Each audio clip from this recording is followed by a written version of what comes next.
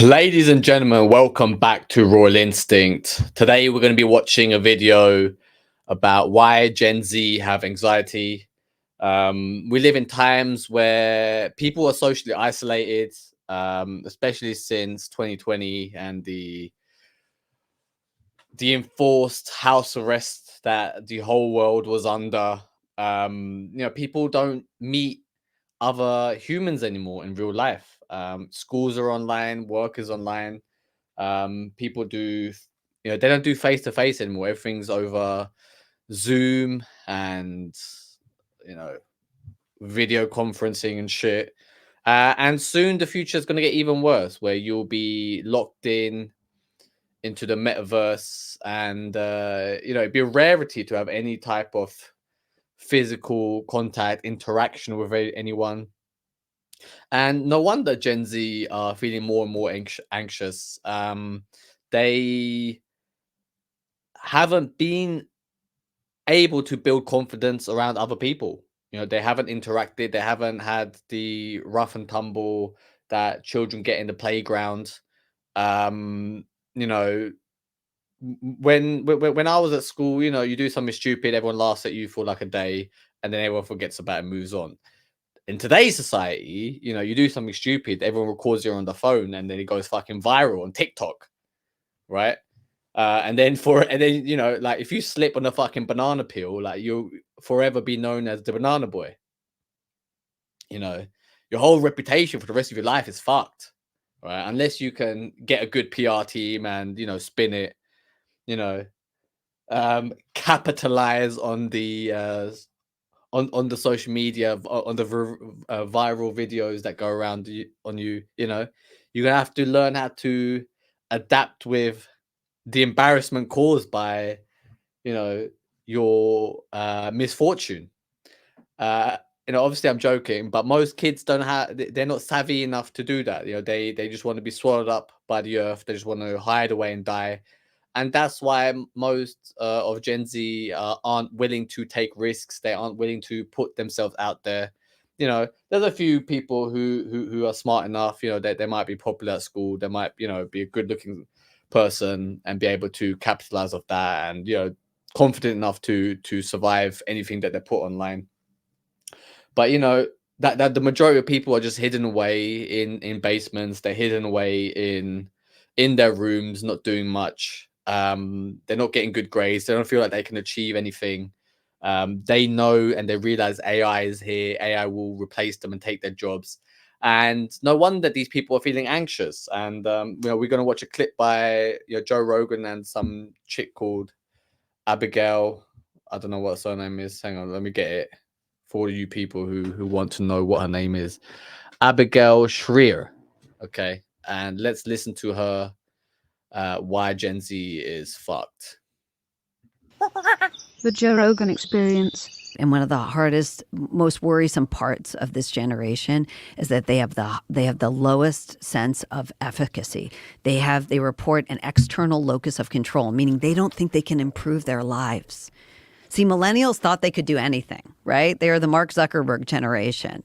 And that's why we had so many tech founders in that generation. We're not seeing that with these young people. They don't want to be in charge. They're told that they can't be in charge. Do you get what I mean? If you're a Gen Z, if you're a child of Gen Z, if you belong to that generation, first of all, if you're a white male, you're fucked, right? Because the whole world's telling you that you're racist and a misogynist, right? Any male in Gen Z is fucked because you are also part of the patriarchy, right? Just for being born with a penis, you are officially a rapist. You are officially going to benefit because you're born of this male privilege, and therefore you shouldn't really exist. And it's time for females to rule now. And then you have a bunch of females who identify as part of the LGBTQ plus community. So if you're a straight female, you don't adhere to the transgender and homosexual generation. Okay, so either way, like whatever thing you are, right, you're fucked. You're part of the patriarchy. If you're gay, right, the transsexuals will turn around to you and say like, oh, it's easy for you to be homosexual. right? It's easy for you to be gay. You'll be accepted by people, right? What about us? What about, we were born in the wrong body, right? And then you have the transgenders, right? You have the biological males who then transition to become female, and the biological female who transition to be male. Then you have the gender fluid people saying like, oh, it's easy for you. All you gotta do is chop your balls off. What about people like us who, like one day my left side of my body is female, then the right side of my body is pansexual. And then every day there's all these new sexualities that are coming out. You can't keep track with it. And no wonder Gen Z feel anxiety because when you're young and when you're children, you need boundaries. You need like a small set of rules that you follow where you can maneuver on this game, on this chessboard, right? Figure out what the rules are, right? And learn how to play that game. And then you learn how to play that game at school, and then you learn how to play that game in your workplace, and slowly work up the ladder and get your reward of a good and happy life. That in today's society there are no more rules. Okay, in today's society, whatever you say is you're racist, you're misogynist, or you're a transphobe. Okay, so pretty much you whatever you do, you're fucked, right? And no wonder she's saying that Gen Z has given up because nobody knows what the rules are anymore. Okay, and then you have people in China, right, who are creating superhumans, right? They're probably genetically modifying their whole next generation of people, right? They're probably injecting them with steroids. They're probably doing all sorts of kind of experiments, and the West just can't keep up. We're here, chopping off people's testicles. They're over there, making sure that the whole generation has an IQ of 180, right? So the Western Gen Z, right, stands no chance. Okay, and then they look into a future of uncertainty. They look into a future where they feel like they have no chance. They aren't willing to take any risks, and then the only thing that is left, which they realize, a lot of them, is if I want to make it in this world, I'm going to have to be a social media influencer, which is why when you ask Gen Z, it's like, what do you want to be? The majority of them say they want to be a social media influencer. Okay, that's the number one job in the West, because they realize that there is nothing left in the West. The only thing that is left is for you to become famous, for you to be seen online. We are all moving online. We all live online. That is where the future is. That is where we are all going to exist.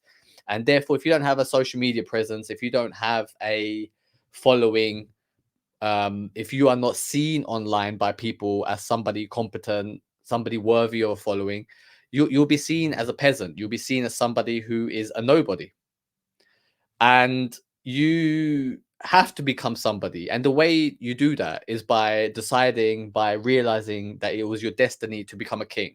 You need to build a kingdom. You need to be somebody who rises to the top, who is willing to be a leader, who's willing to achieve the higher status, which is a king, where you have to be of nobility, you have to be of royal descent. If you realize that is somebody who you are, that is what I'm doing here. I'm looking for 100 people who are all on the same page, who understand how fucked we are, how AI is going to take over all future jobs, how the elites who are in control right now want you to own nothing. They want to extrapolate all resources from you, squeeze you.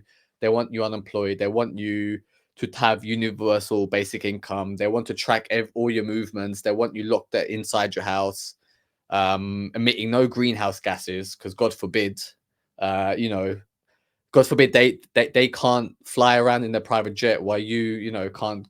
You're not allowed to drive to your job. They want you fucked. Okay, they're trying to fuck you. The only thing that is left for you to decide whether you are a king or not. If you are a king, I can help you build a kingdom. That is what we do here.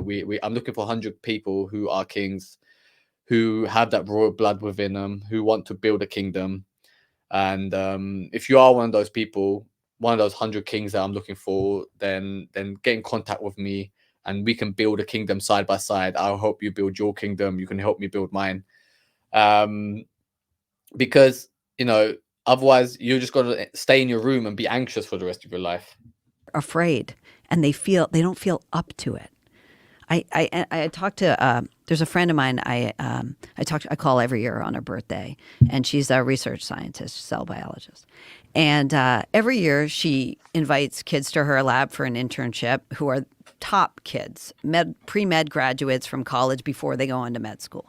And she said to me in the last decade, when I called her this year for her birthday, she said to me, I can't believe you're writing about this generation. They are so different. And I said, tell me why. She said, I'm seeing the smartest, most prepared kids, and they're afraid to run their own experiments. They tell me they're getting ready. They're working on their skills. They're not yet up to it. And they constantly report to me about their mental health, how they're You know, the reason for these circumstances is because we live online, because we are surrounded by so much information, because we are seeing news stories about all these consequences, and everything, you know, is fear mongering online. Everything is clickbait. Everything is exaggerated to the max. You know, like, you know, one day it's a fucking global pandemic. Now, you know, when the pandemic started, I was 30. I was 30 years old, right? Like, I was a grown man. I kind of I could see what was happening. You know, I lived through, you know, the swine flu era, the mad cow disease era, the Ebola era, bird flu, swine flu, yeah, all that shit, right? So I lived through that, and I saw how, you know, people were worried, how it kind of spread through airports and stuff.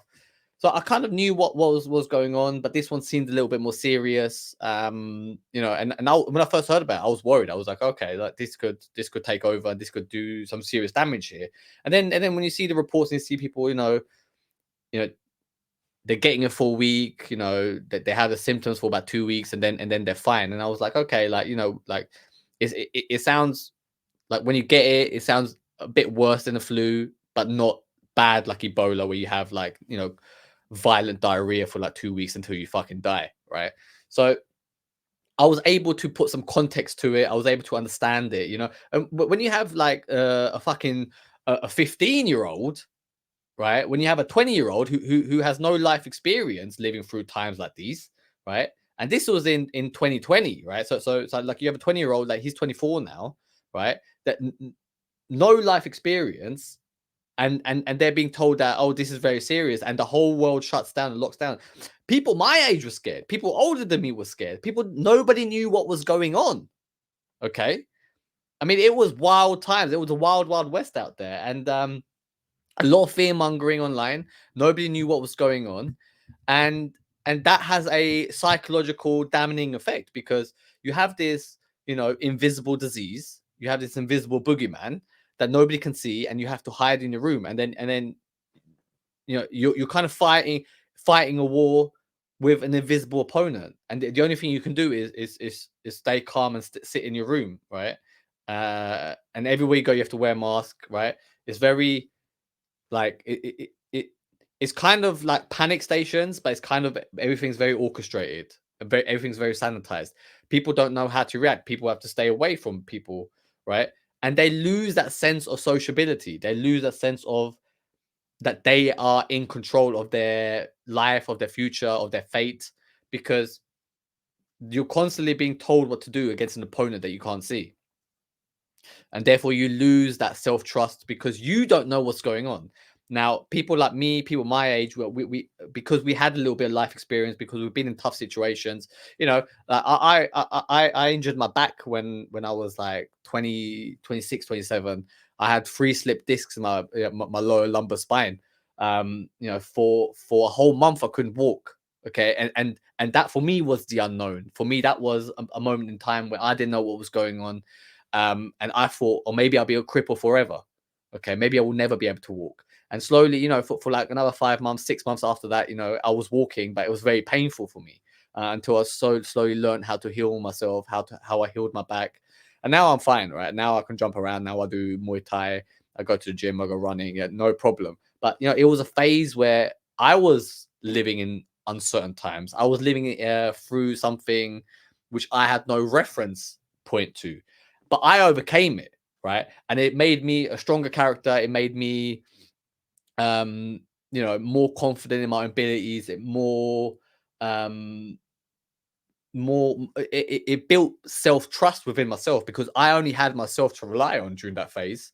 It was a very depressing time. It was a very painful time. It was a very, I mean, just imagine like that. Just for me to go take a shit in the toilet, it was very painful, right? I would literally, have to crawl. Like I would have to place several chairs from my room to the bathroom just so long I could just have something to rest on, because I couldn't.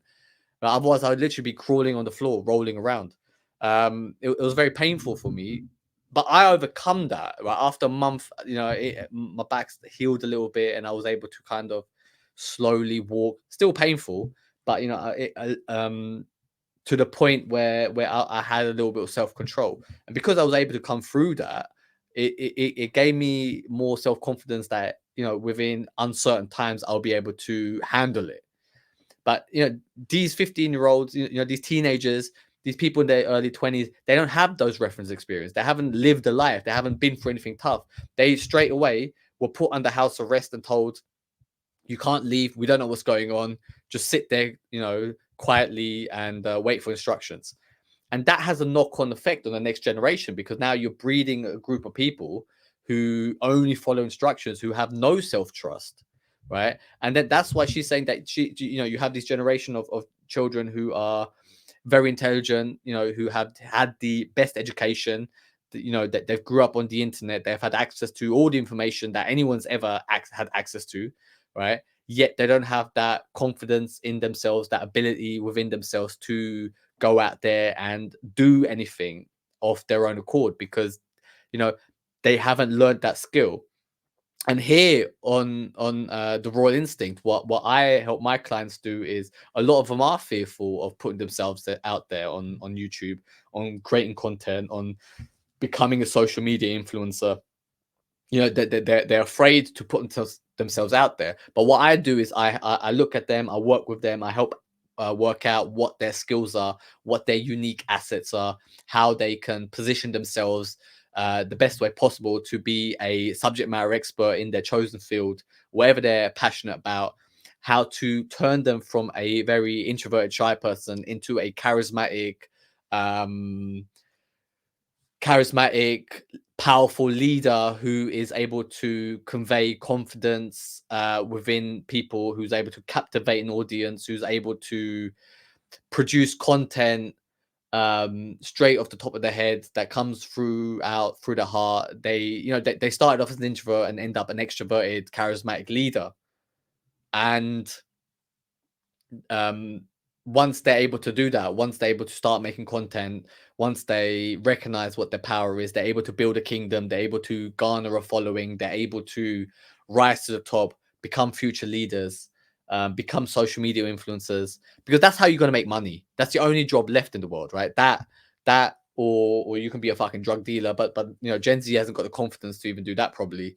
So so if you want the easiest way, if you want the only way that's left, because AI is going to come take your job anyway, wherever it is, right?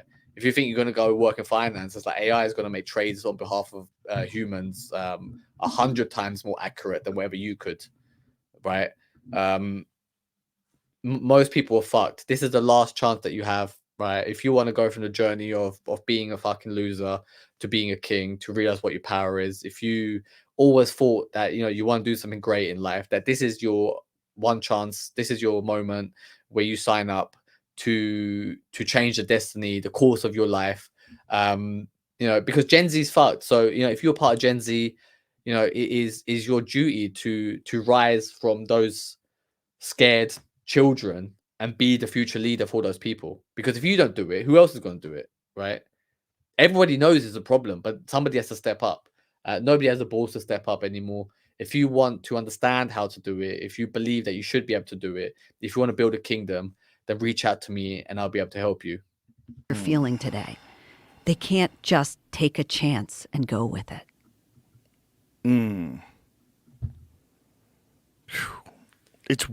I mean, you see there, Joe's speechless. Because even Joe doesn't know what to say. Right? He's lived through, right? He lived through the 80s, he lived through the 90s where there was no internet.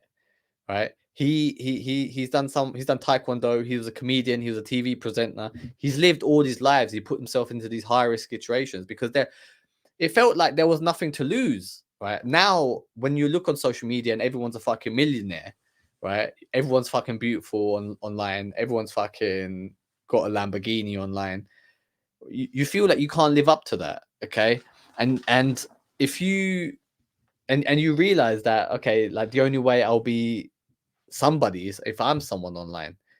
And the only way to do that now is because it's saturated. It is to become a king. That is the only thing that is left. Weird, because as a parent, like you want to hear kids out.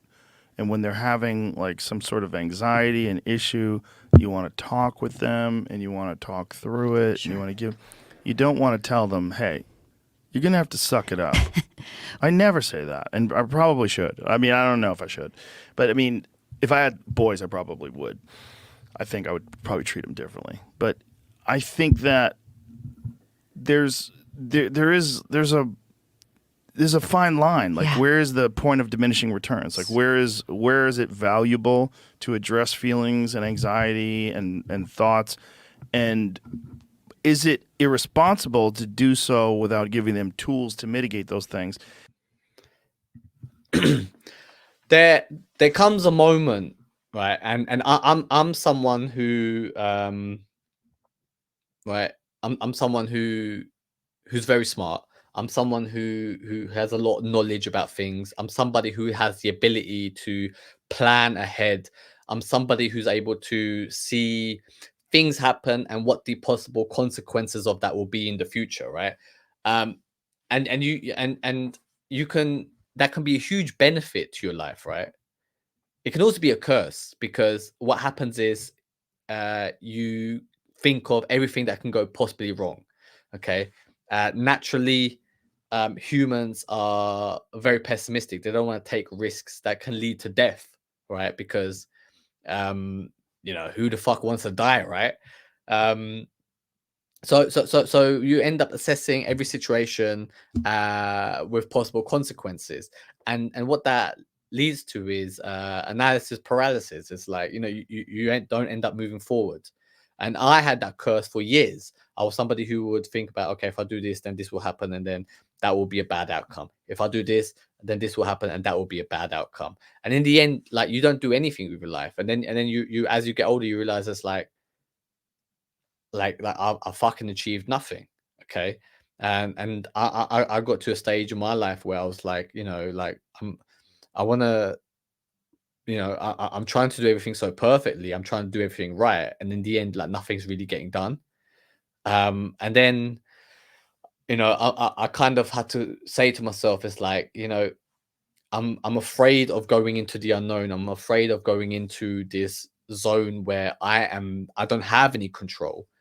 And you have to build that confidence to go into the unknown and survive it. Okay.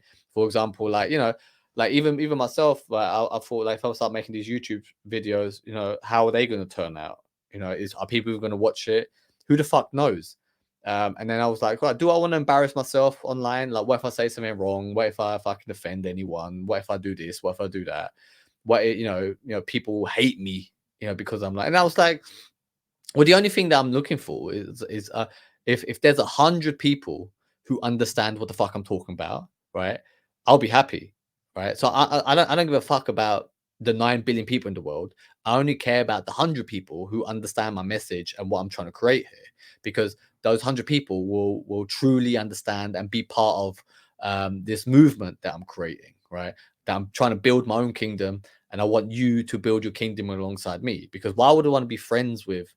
I don't care about followers. I just want friends who are also kings and do cool shit, right? If you want to do cool shit in your life, wouldn't you want to be friends with a fucking king like me, right? So it's something that you have to keep overcoming, and that's where the growth happens. If you go beyond your current level of knowledge, if you go into where the thing that you find most fearful. I remember a few years ago, I used to be, I used to do cold approach pickup. Where you go up to, a woman who you have never met before and try and have a conversation, and possibly go on a date with her. That was very nerve-wracking to me, but I was able to overcome that. I was able to, and now I can just go up to anyone, strike up a conversation. I'm able to go up to any girl, and give her a compliment, and see if me and her, are vibing. If me and her, if there's any mutual attraction there, right? Because the man has to make the first move anyway. Like we might live in times of the Me Too movement, but fuck all that. It's like the guy still has to do it. Otherwise, the only guys who are fucking are the people who are on top. And even someone like me who understands how to meet women in bars and clubs and do day game or whatever, right? Like even I understand that the only way to survive in this next phase online is you have to be a king. You have to have that following. So you have to go into the unknown. If you want to learn how to go into beyond what you're capable of, go into something despite feeling fear, then I suggest you reach out to me, and then we can work together and I can teach you. And along with those tools, to explain to them that there's things that they're going to have to do in this life that are very difficult, Right. but that there's a great reward in doing these very difficult things. So the problem, as I see it, is not that you're not saying suck it up. It's that no one ever says suck it up, no matter how minor the scratch to these kids. Okay. And sometimes being told you'll live. Remember when Dad used to say you'll live, or, shake it off? We never hear shake it off anymore. No one says it. So they don't know they can overcome even minor injuries. The reason for that is people don't have social communities anymore. People don't have groups of friends, because if you have a group of friends, like there's 6-7 of you, right, who meet up every day and you go for a bike ride, and I'm talking about like fucking teenagers here, right? Or you have a group of people who every day you do some sort of activity, you meet up. One or two of those people in that group are going to have a shit time at any stage, right? So for one day it'll be you who's got a shit time, then the other person, he's going through something. Everyone in that group's going to go through something, right? But the majority of that group will be having a good time, and then naturally you adapt to what is in your environment. Now, because we live online, because we live, most people fucking are on Twitter, on Instagram, on TikTok, whatever, and all they're seeing is rich people enjoying their lives, where you have a shit life, and all they're seeing is war, pandemics going on, all these scaremongering things in life, right? Like people worried about toxic masculinity, people worried about AI, people worried about what it is to be a man or what it is to be a woman. It's like we have all these confusing things. It's like you're never surrounded by positivity, by a fun, positive vibe. And then therefore people are just gonna be, because they're consuming negativity, that they're gonna end up living their lives in despair and living their lives in negativity. So it's not even about sucking it up. It's about like there is no alternative for these people, right? You need to be around a community of people who are living good lives, who are positive, and that's why I'm trying to build a community of kings. I'm trying to build a community of 100 people, where you can network with other people who are like you, who want to build a kingdom, who are of royal descent, who are who believe it's their destiny to live the most luxurious and best life possible. And the truth is, they can. They can.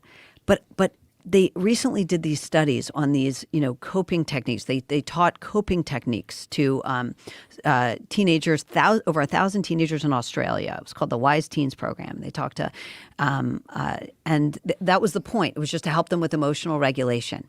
And it turned out it made kids sadder and more anxious. They measured this. Yeah, of course it's gonna make them sadder and more anxious, because they're just dwelling on the negative feelings.